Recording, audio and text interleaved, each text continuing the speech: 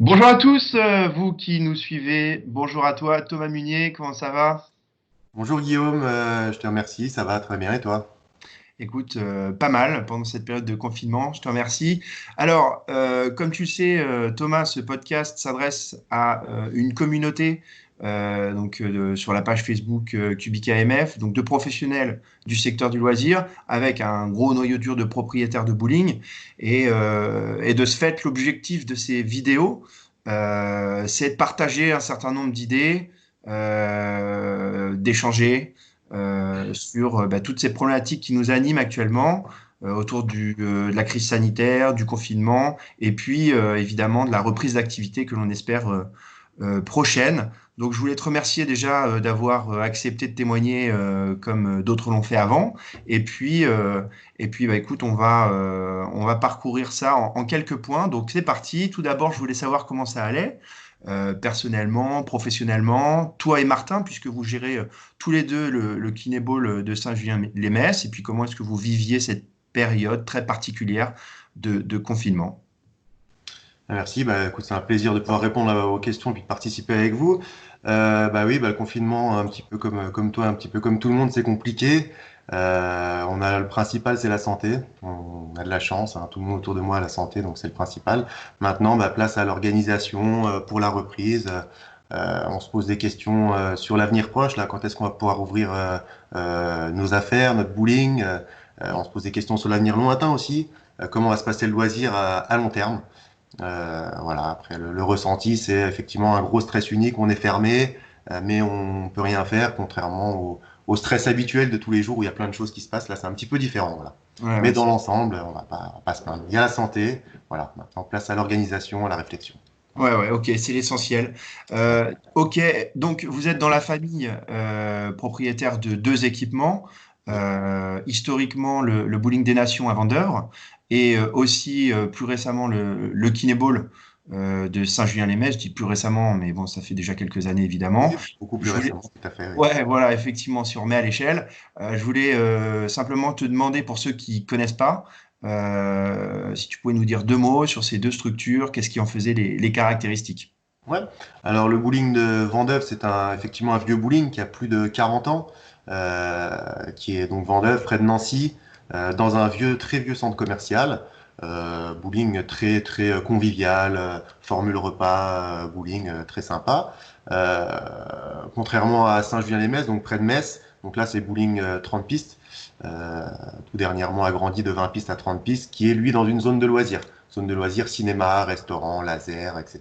Donc plus dynamique, un peu plus jeune. Voilà, voilà en gros les deux centres qu'on exploite. Ok, merci pour cette description. Est-ce que tu as, pendant cette période de crise sanitaire où l'activité est stoppée, des retours de tes usagers, tes pratiquants, que ce soit des pratiquants de loisirs, que ce soit des sportifs, est-ce qu'ils se manifestent? Quels sont les retours dont tu disposes? Alors oui, effectivement, nos connaissances, nos clients habitués et compagnie, nous échangent un petit peu avec nous via les réseaux sociaux, via des messages, téléphone, etc. Évidemment, ils ont hâte de reprendre, ils ont hâte de pouvoir revenir, de pouvoir consommer. Après aussi, comme tout le monde, et malheureusement, avec beaucoup de questions, notamment sur les points de vue sanitaires, on ne sait pas trop comment ça va se passer.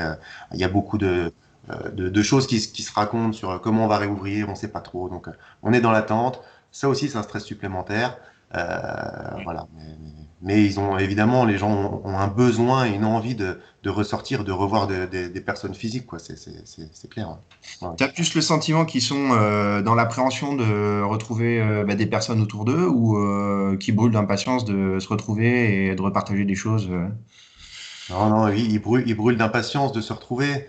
Euh, il y a dans une partie de notre réflexion à tous, on a tous peur quand même de se retrouver malade, de tomber malade, de savoir comment ça va se passer, voilà, mais quand même, là, ça fait plus d'un mois et demi qu'on est confiné, c'est dur, donc les gens ont envie de voir du monde, c'est sûr.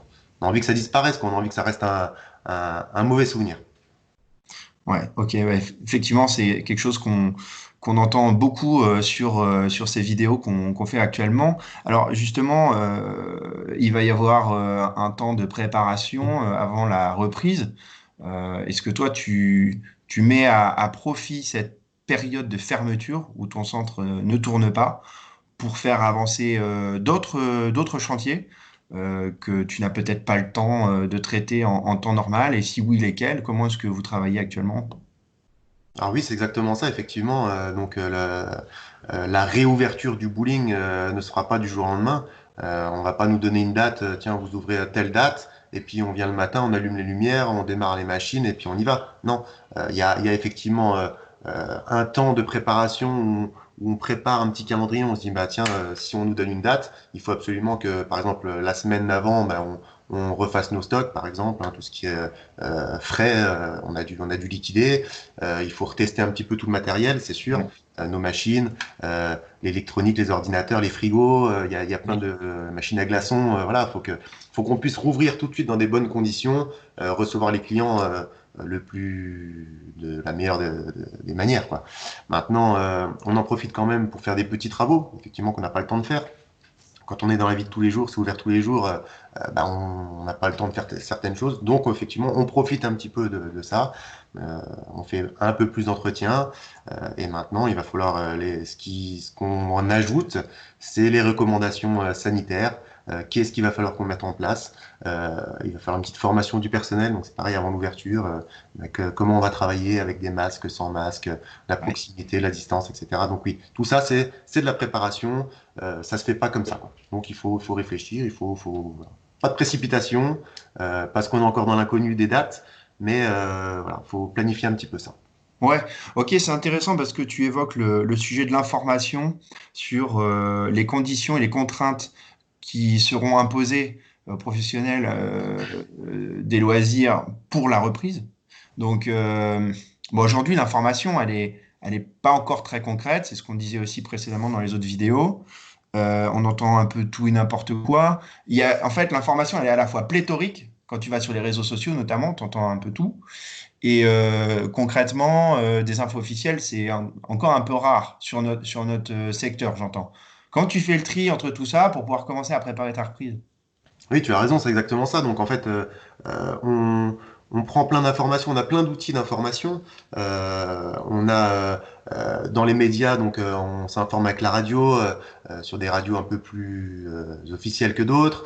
On a la télévision, comme tout le monde, hein, voilà, les chaînes d'infos, ça circule à fond. Les réseaux sociaux, effectivement, c'est d'autres communications. Ensuite, on a le réseau privé, les amis, les autres entrepreneurs. Donc on essaie un petit peu de mixer tout ça, de faire le tri. Et puis, quand on récolte deux, trois informations qui sont les mêmes, on se dit, OK, là, c'est une bonne information et on va essayer de la mettre en place. On va essayer de travailler là-dessus, quoi. Alors, on vérifie aussi un petit peu avec les experts comptables, notamment sur les salaires, etc. Il y a beaucoup de choses. Voilà. Maintenant, tu as raison aussi sur le fait que des fois, ben, le début de semaine, on nous annonce quelque chose et puis fin de semaine, c'est plus tout à fait pareil. Donc, méfiance, on prend un Ouais. maximum d'informations, on fait le tri et puis on essaie d'avoir une bonne conduite à tenir en fonction de tout ça, quoi. Ouais. Ouais. Ouais, bien sûr. Et puis, je pense que du côté des syndicats professionnels et des associations professionnelles qui régissent notre secteur, enfin, j'en suis sûr parce qu'on en fait partie en tant qu'équipementier chez Cubica MF et au même titre que nos concurrents et puis aussi les exploitants, il y a des réflexions qui vont devenir concrètes assez vite. Je pense qu'on les attend sur des fiches métiers, qui seront des fiches métiers qui seront précises avec un corps général d'informations plutôt lié on va dire, au monde de restauration, loisirs, hôtellerie, etc. Et puis quelque chose de bien plus spécifique appliqué au secteur des bowling. Donc ça, c'est piloté par l'UMI, hein, concrètement, qui bosse sur le sujet actuellement. Donc, bon, ça, c'est pour compléter, on en parle, je Très crois, par bien. ailleurs. Et évidemment, c'est aussi une manière de remonter au niveau gouvernemental bah, les problématiques du métier. Donc on attend, mais ça devrait arriver. En tout cas, on attend ça rapidement. Ok, bah, écoute, très bien, merci. J'ai une dernière petite question pour toi, Oui. euh, plutôt un peu perso. Euh, comment tu fais passer le temps? Est-ce que tu as des petites recettes secrètes à nous partager? Est-ce que Netflix bat son plein chez toi ou... Alors, moi personnellement, je suis pas trop télé. Ma femme, oui, beaucoup plus, effectivement, séries, etc. J'en profite pour regarder quand même des bons films qui prennent un peu de temps. C'est vrai que dans notre activité, on travaille le soir. Ouais. Moi, j'ai un peu de mal, c'est vrai, quand je suis à la maison à regarder la télé. C'est vrai que je passe beaucoup plus de temps qu'en temps normal devant la télé. Mais, mais c'est plutôt, effectivement, quand tu parles de recettes, c'est plutôt des recettes, je me mets un peu plus à la cuisine. Je me fais plaisir sur la cuisine. Voilà, on a plus de temps, donc voilà.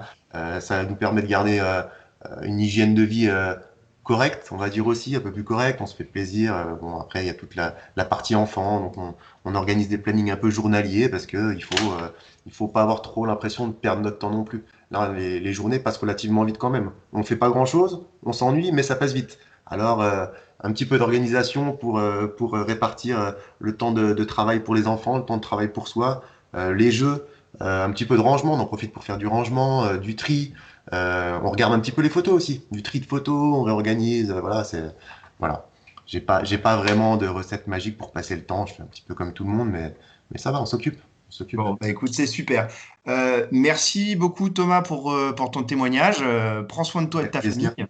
Merci. N'hésitez pas à consulter l'ensemble des ressources qui sont à votre disposition sur tous les sites internet que l'on peut consulter actuellement. KubiKMF notamment a une page Covid-19 avec un centre de ressources et des documents en français, je le précise, sur tout un tas de bonnes pratiques, que ce soit pour prendre soin de vos équipements, nettoyer ou remettre simplement votre équipement en marche, en état de marche. Il va y avoir aussi un certain nombre de bonnes pratiques d'un point de vue sanitaire pour quand la reprise sera activée. Donc n'hésitez pas à y aller. N'hésitez pas également à partager, commenter, liker cette vidéo si vous la trouvez intéressante et utile. On en fera d'autres si c'est le cas. Et puis écoutez, portez-vous bien. À très bientôt. Merci Thomas. Ciao. Merci à toi. Ciao. Gardez le moral. Allez.